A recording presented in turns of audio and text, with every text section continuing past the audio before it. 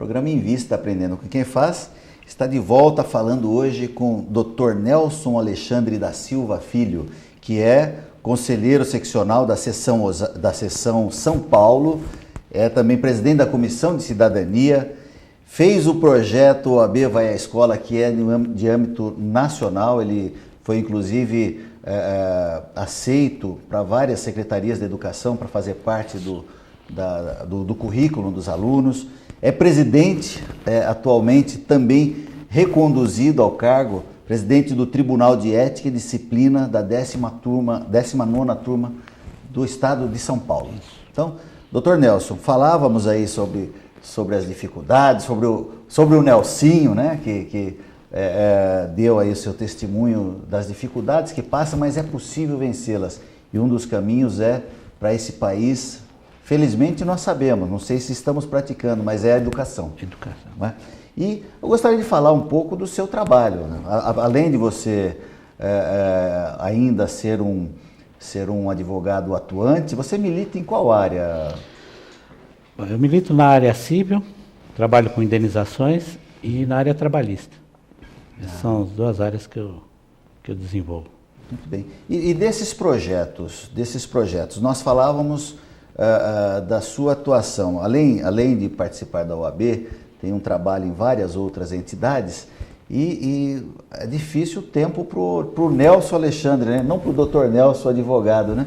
E eu queria saber, e parece que é uma regra, todos os entrevistados que nós trazemos aqui, bem-sucedidos, eles têm N atividades. E se você quiser que aconteça alguma coisa, você dê exatamente para uma pessoa como o doutor Nelson, que faz muito, né? Então, como é que você coordena o seu tempo e faz a ligação da vida pessoal e a profissional? É muita coisa, não é? Mas você tem que dividir aquilo que você faz, né? Do seu dia a dia. Desde o horário, porque eu acordo cedo, né?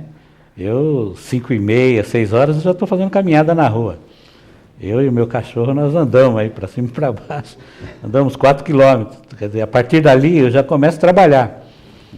Quer dizer, chego em casa, tomo meu café e já começo a desenvolver os meus trabalhos. E eu consegui conciliar tudo. Os projetos, os trabalhos que eu venho desenvolvendo. Só para você ter uma noção, eu já viajei o estado de São Paulo umas 4 vezes, todo o estado. Eu conheço quase todas as cidades do estado. Nossa, mãe. Então, eu andei quilômetros e quilômetros. No Brasil, eu andei boa parte do Brasil também, fazendo palestra, conversando com as pessoas, falando sobre cidadania, direitos e deveres, conversando com a meninada. Então, esses são projetos que a gente desenvolve dentro da OAB. Esse trabalho está sendo realizado. Então, eu tenho tempo para tudo. Consegui adequar o meu trabalho dentro do escritório, dentro das minhas necessidades. Quer dizer, não adianta você falar, olha, eu quero ter N ações, 5.000 ações, 2.000 ações e não dar conta. Então eu consegui adequar aquilo dentro das minhas necessidades. Então tem ações necessárias para uma sobrevivência. E não mais, também não quero mais do que isso. Porque o objetivo maior é você dar uma satisfação para o seu cliente, daquilo que pode ser feito e não pode ser feito. Então é dessa maneira que eu consigo desenvolver esses trabalhos com tudo isso que eu faço dentro da OAB e na minha vida particular. Muito bom. Um dos trabalhos de destaque, aliás, que eu admiro muito, é essa cartilha, a cartilha OAB Vai à Escola.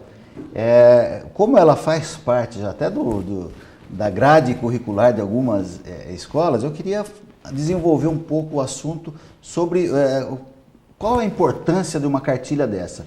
Para quem ela é destinada? Isso.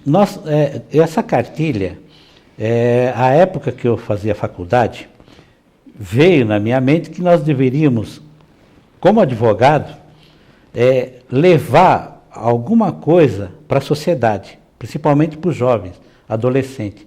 Então, a ideia foi montar uma cartilha para falar sobre direitos e deveres da garotada. Por quê? Para tentar corrigir o norte da coisa. Porque a época que eu fazia faculdade, a gente já sentia como é que a coisa estava indo com a meninada. Então, veio na minha cabeça de fazer esse projeto. E eu pedi ajuda aos colegas, companheiros aqui da subseção. Eu montei um release com todos os tópicos que a gente queria desenvolver. À época, convidei professores, diretores de escola para um debate, e os professores ficaram entusiasmados porque ia ao encontro do que eles estavam sofrendo dentro de sala de aula. E nós começamos a escolher os temas.